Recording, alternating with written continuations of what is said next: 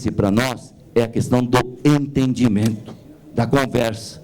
Eu acho que tem que procurar no Ministério do Trabalho, não com agressividade. Procuramos os trabalhadores da construção civil. Tudo é feito em forma tripartite.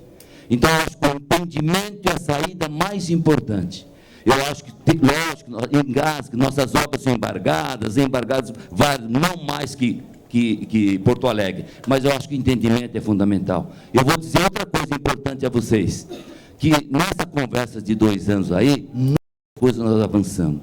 O Ministério do Trabalho já está fazendo treinamento constante, já foi feito treinamento em São Paulo, e o que nós descobrimos? Paulo Garcia. O que aconteceu em São Paulo? Os auditores do Rio Grande do Sul destoaram da reunião de 60 auditores em São Paulo. Porque está sendo feito treinamento dos auditores para ter entendimento da construção civil. É o que nós pedimos para a secretária de Inspeção do Trabalho, para a Vera. E eles estão fazendo isso aí. Só que o recurso do Ministério do Trabalho é muito pouco. Então, isso que nós estamos cobrando. Então, nós temos que cobrar bastante o Ministério do Trabalho nessa questão do entendimento de padronização da fiscalização. Tá certo? Essa questão das cotas, das leis que existem, hoje, o trabalho que nós fizemos em São Paulo, às 16 horas, na sala do pessoal do Seconce, nós fizemos um trabalho de 5 anos, em sessão segura do PCD dos canteiros de obra, que nós atendemos às normas, mas nós fizemos o seguinte, o trabalho de não inserir o trabalhador na construção civil, o PCD, seja mais, ele vai agravar o problema que ele existe. Então, nós fizemos um trabalho magnífico. Se vocês não puderem assistir, não tem problema nenhum, mas que entra no site do Sinduscom ou Seconce do Estado de São Paulo, que todo o trabalho que está lá. Tá certo? Então, é importante dizer isso aí. Tá? Obrigado. Obrigado, Raul. Antônio. Vou passar para você. Gostaria que você, 5 minutos, tentasse fechar. Não. Fechar porque o nosso objetivo é transmita ao ministro o que você ouviu. De maneira que nós sabemos das suas limitações em termos de poder de decisão. De modo que eu acho que é tentar comentar o que você ouviu e levar esse nosso pedido ao público.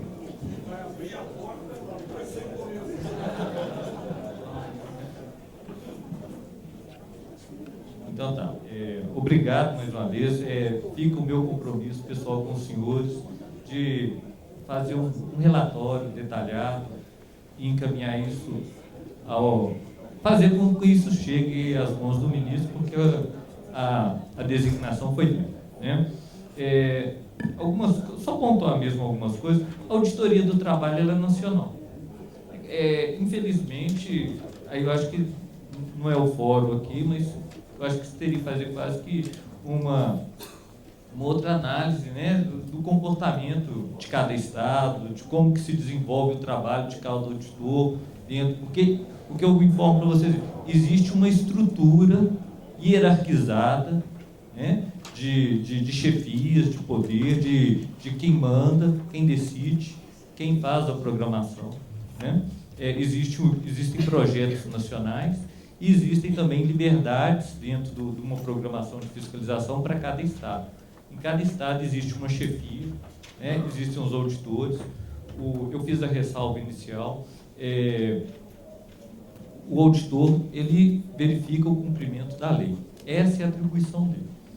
Muitas das questões que me foram repassadas aqui, eu vejo isso claramente.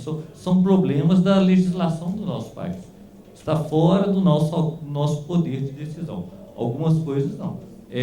Quando eu me preocupo muito quando falo a falta de uniformidade, né? A gente sabe que isso existe. Não nego.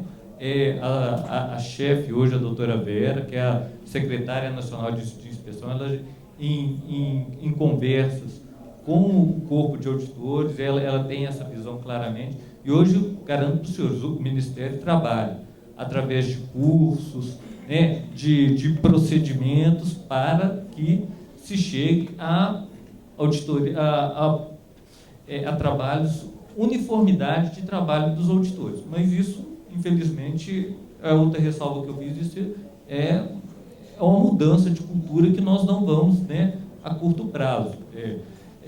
quando se fazem novos concursos, entram-se novos auditores, novos profissionais com uma cabeça mais aberta, com uma visão de mundo melhor, eu acho que a gente consegue isso, né? Aquela mentalidade há 20 anos atrás que continua hoje, infelizmente, eu acredito sinceramente que isso esteja sendo mudado.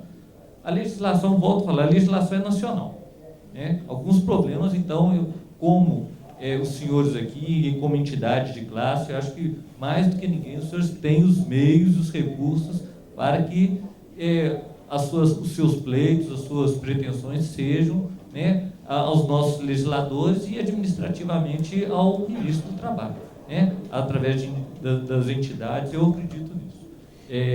Não se pode mais no nosso país, no contexto que nós vivemos hoje, abaixar a cabeça ou eu decido tudo, né? Eu acho que tem que ser realmente assim, uma nova forma, parcerias mesmo. Agora, as empresas, por outro lado, as empresas têm lá o seu técnico de segurança, o seu engenheiro de segurança. Então, assim, quando me pedem que seja o mesmo, a mesma conduta, o mesmo procedimento, a gente acredita que isso já aconteça hoje, né? Que o técnico de segurança, que é da própria empresa, ele tenha o mesmo conhecimento, a mesma capacidade do auditor, né?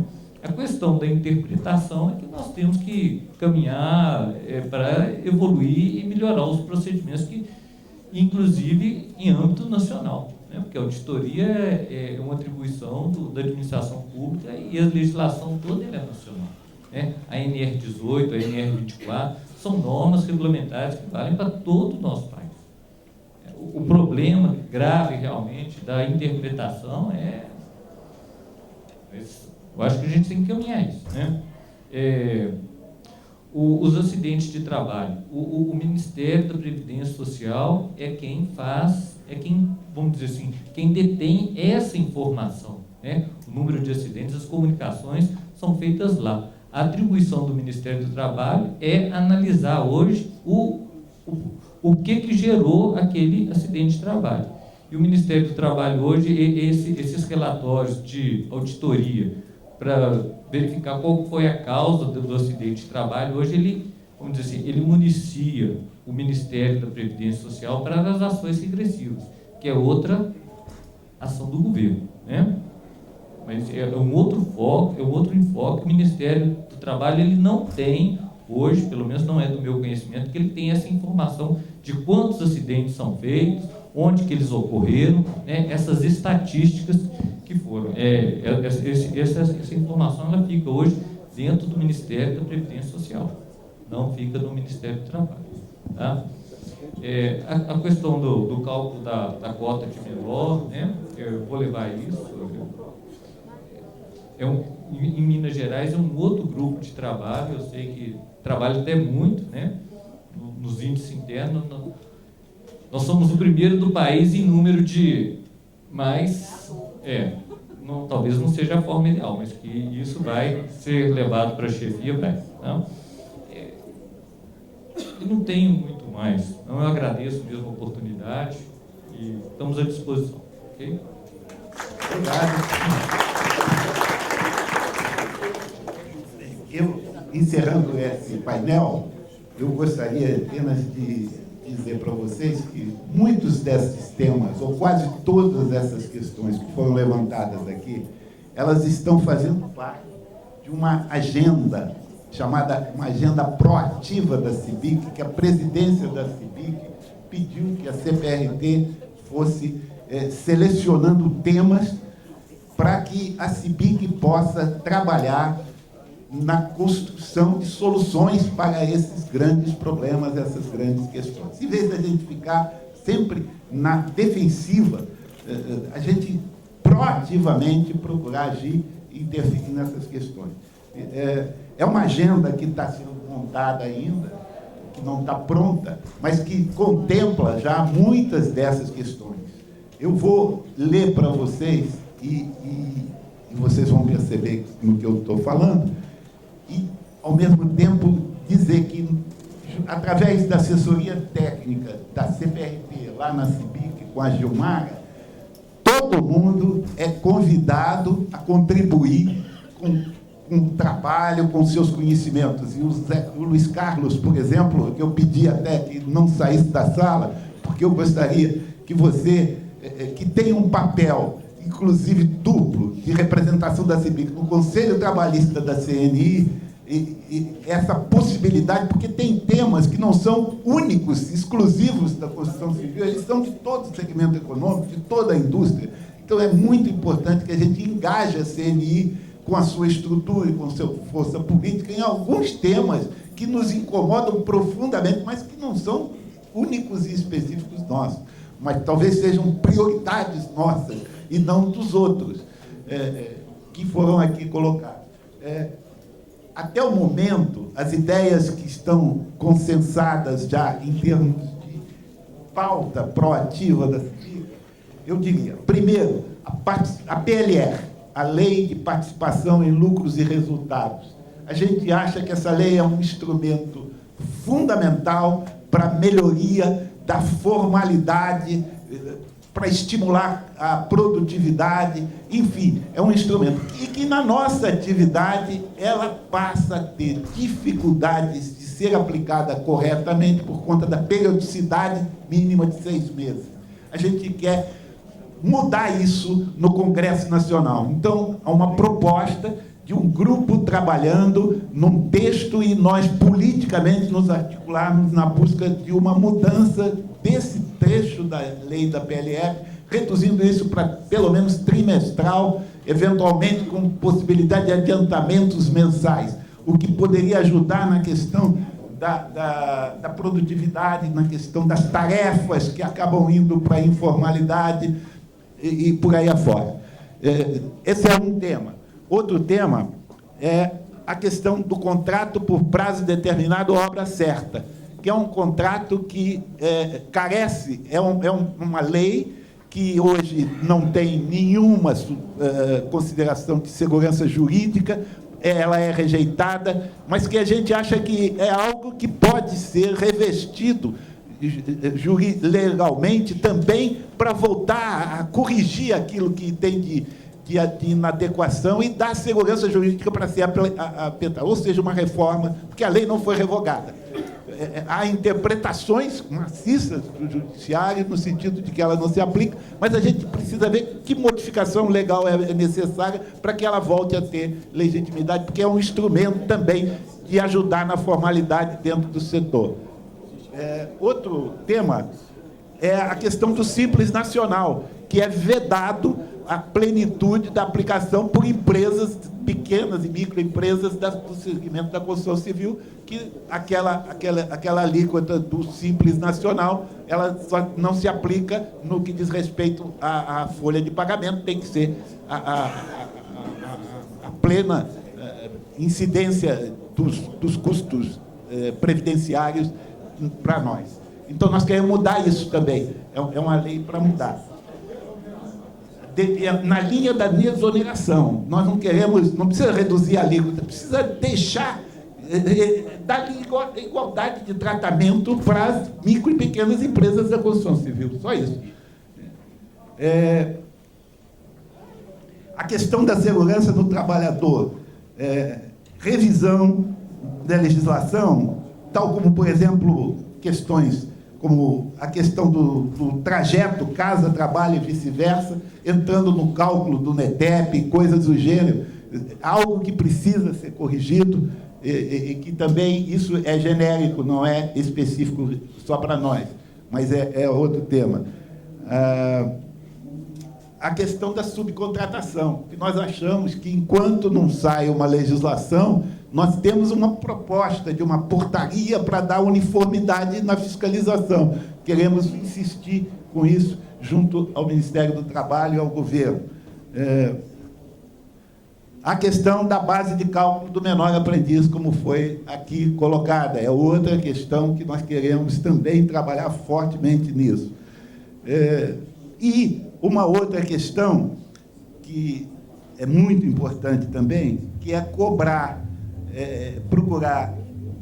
fazer uma alteração na lei de licitações, de tal maneira que a segurança no trabalho, segurança e saúde no trabalho, possam ser objeto de planilha orçamentária nas concorrências públicas, para ela não ser, para poder vir a ser cobrada efetivamente por conta de item de contratual, com custos previstos, ao invés da interpretação que hoje é dada, que isso estaria dentro do BDI, e por isso não precisa de explicitação. Nós achamos que precisa sim, há um consenso, e nós achamos que os trabalhadores também pensam dessa forma, e a gente tem condição de, junto com eles, trabalhar.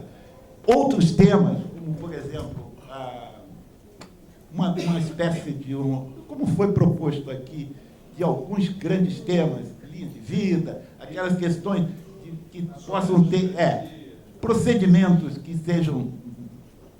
Eu fico me lembrando das RTPs, né? Eu acho que elas existiram, a legislação criou isso aí pensando exatamente no problema da dubiedade de interpretação dessas diferenças. São recomendações técnicas de procedimento, RTP. E que não existe porque a Fundacentro está destruída. Né? Então, mas se está destruída, tem que arranjar um outro caminho, porque uma RTP que pudesse ter grandes temas, grandes questões polêmicas, seria um caminho para se chegar naquilo proposta que foi feito. Então, é outro tema.